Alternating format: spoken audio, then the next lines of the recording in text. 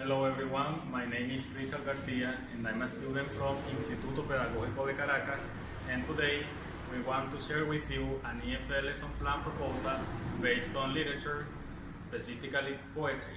We decided to call this presentation Pedagogical Applicability of the Poem 43 by Elizabeth Barrett Browning. Okay, the content of this presentation is firstly an introduction, then we are going to have a brief biography of the author. Subsequently, we are going to have an analysis of the poem, then we are going to present the theoretical framework, then the lesson plan proposal, and finally, the conclusions. As an introduction, we can say that in this research work, we will demonstrate the suitability of literature as a pedagogical resource is an English language class using the poem 43 written by the British poet Elizabeth Barrett Browning. In this opportunity, we will focus our attention on the message of the poem and the language used to deliver it in order to develop this lesson plan. Okay, a brief biography of the author Elizabeth Barrett Browning. She was born in County Durham, England in 1806 and she died in Florence, Italy in 1861.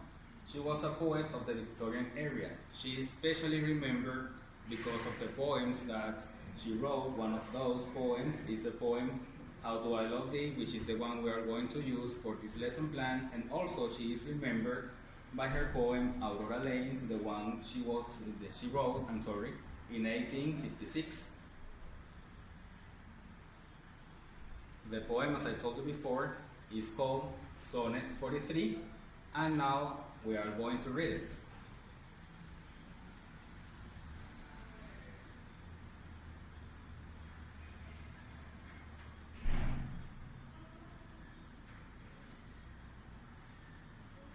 Okay, How Do I Love Thee? That is the title of our poem.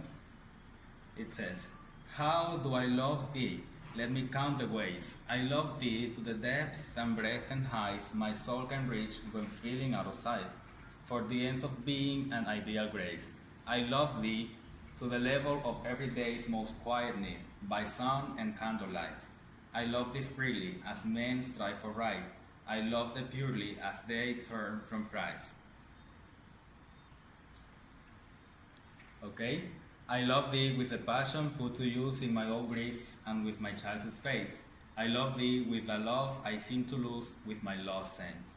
I love thee with the breath, smiles, tears of all my life. And if God choose, I shall but love thee better after death. Okay, according to Richardson, 2013, this poem is a sonnet, a Petrarchan sonnet or Italian sonnet. According to the author, the Petrarchan sonnet consists of two parts, an octave and a sestet. In the octave, we can find a rhyme scheme A, B, B, A, B, B, A, which is the example we have here. In this example, we can see on the screen, we have that the first verse ends in the word ways, and the following verse ends in the word grace, so they match. Subsequently, we have that the other verses end in the words hide and the word side, and they match too. Those verses are a part of the octave I was mentioning before. Now we are going to see how the rhythm or the rhyme in the sestet is. Okay, in the sestet, we can see there are 6 verses, and we can see that there are 3 verses that match in the final sound of the verse, the words use, lose, and choose, and then we have the verses that end up in the word faith, breath, and death. According to Leonard 2006, this poem is a part of a whole collection of poems the author wrote and she called Sonnets from the Portuguese.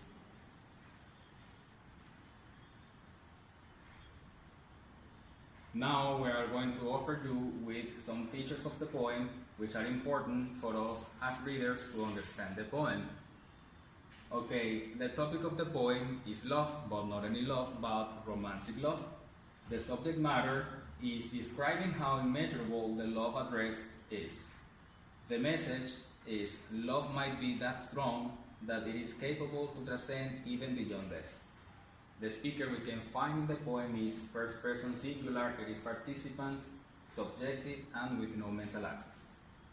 The use of language is formal as spoken by a well-educated person. The literary resources we find in the poem are hyperboles and anaphora. The point of view we can identify in the literary text is it may be either a man or a woman, a religious and passionate grown-up person. Now, why do we say it is a religious and passionate grown-up person? Because of the words we find in the text like God, sense, soul, and faith. The receiver of the poem is the person that the speakers love. The plot is linear, the tone is passionate and serene, and the atmosphere is peaceful. The mood of the overall poem is romantic. Okay.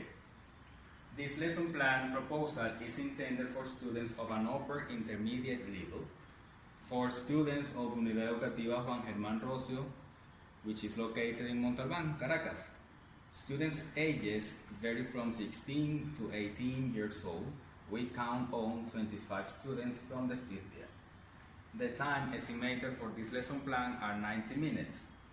And we have two main objectives to be developed with this lesson plan proposal. First, we propose to enhance students' language proficiency using the literary word, or the literary text, in this case, poetry. And then we also propose to develop students' critical thinking as to make them achieve personal growth.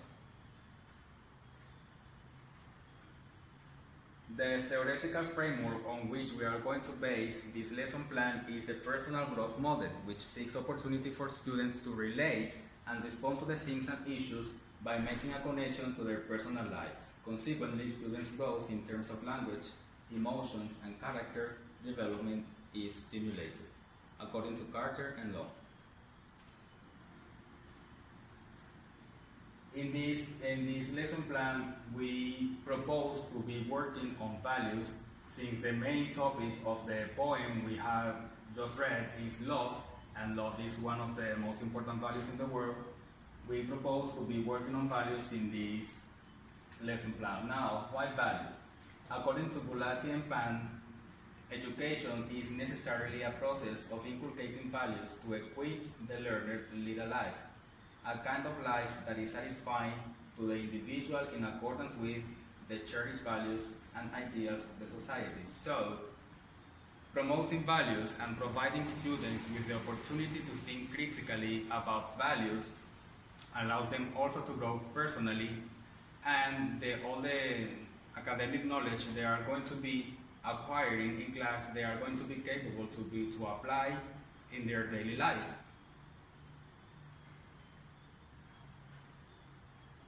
Now, we are going to present the lesson plan as such. We have to remember the main two objectives we described previously for this lesson plan. The first is to enhance students' linguistic skills, and then to promote critical thinking for students to be able to deal with daily topics in their daily lives. Okay. For this lesson plan, we propose a warm-up of 15 minutes, where we propose or we aim at activating previous knowledge regarding the topic, which is values. We also plan to generate a brief discussion about the topic according to students' experiences, and then we also have in mind to assess learners' listening and speaking skills, even though we haven't planned an activity for listening and speaking as well. I believe that while listening, the discussion which is going to be promoted in class, students are going to have the opportunity to assess their own listening skills, and the teacher is also going to be able to assess their listening and speaking skills. During the discussion about the topic, they are going to be able to demonstrate and to show their own values because of the opinions they are going to offer, while the debate is carried out in class in the warm-up activity. To do so, the teacher or the person in charge of the class is going to introduce the topic by making use of flashcards, containing moral quotes about values. For example, moral values and culture and religion, maintaining these values are far better than laws and regulations. We think this quote is very important because remember, the poem we have just read has somehow a religious connotation. And religion is for some people a good value, for some others it is not, and it may be a good thing for students to generate a controversial discussion in which they are going to show their own values. Another flashcards which we propose to be presented during the warm-up is the following, which reads, good moral values are mostly molded from a place where love, faith, and hope exist. Once more, we can see that in these flashcards are highlighted values like love, faith, and hope. So students are going to have to take turns and they have to give their personal opinions about what they think about these topics according to their personal experiences.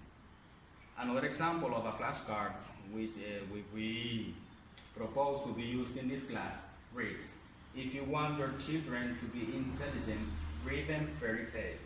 If you want them to be more intelligent, read them more fairy tales. With these flashcards, students may be discussing about what value they are highlighting in this part. If they are, witty enough, they may think that the value they are promoting here is study. They see study as a value or intelligence as a value. It is fair to mention this quote belongs to Albert Einstein. He was a genius. Maybe providing them with the name of Albert Einstein, they come to think about science or study, and they begin to generate more ideas about values or education, which is our purpose as teachers, to make them think. Then, after having activated the previous knowledge regarding the topic, we propose the development, which is supposed to take 60 minutes, and we are going to split it in 5 sections. The first section is the presentation of the literary text, the poem 43 by Elizabeth Barrett Browning. The teacher or the person in charge of the class is going to provide copies of the poem to students. They are going to be working in pairs. Then the teacher is going to indicate them they have to read the material thoroughly. While reading the material thoroughly, they are going to be capable to understand the message of the poem, which is very important for them to carry out subsequent tasks which are going to be assigned to them for their teacher. Please.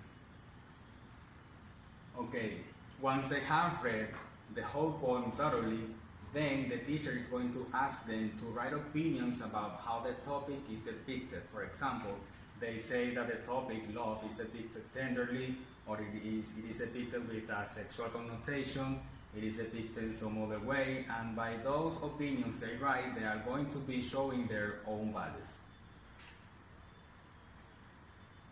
Then, after they have written the opinions they have about the way how the poem was originally written, they have to paraphrase the whole poem, taking into account the notes they took. For example, if they think the poem has a sexual connotation, it has to be reflected in the paraphrasing exercise that they have to write, and then they have to compare the version they wrote with the original version delivered by the author. As a final activity in this development stage, we propose a role play. Why a role play? Okay, we have a role play as a language practice because according to Kuznire, 2015, role playing develops learners' fluency in speaking. The wide range of language functions, for example, apologizing, greetings, etc., is exercised more than any other activity. So we believe this is a good activity for us to have students speaking, interacting with each other, so we can assess their linguistic proficiency, and at the same time we have them discussing about the values they wrote previously. We have to promote partnership, fellowship, and role playing.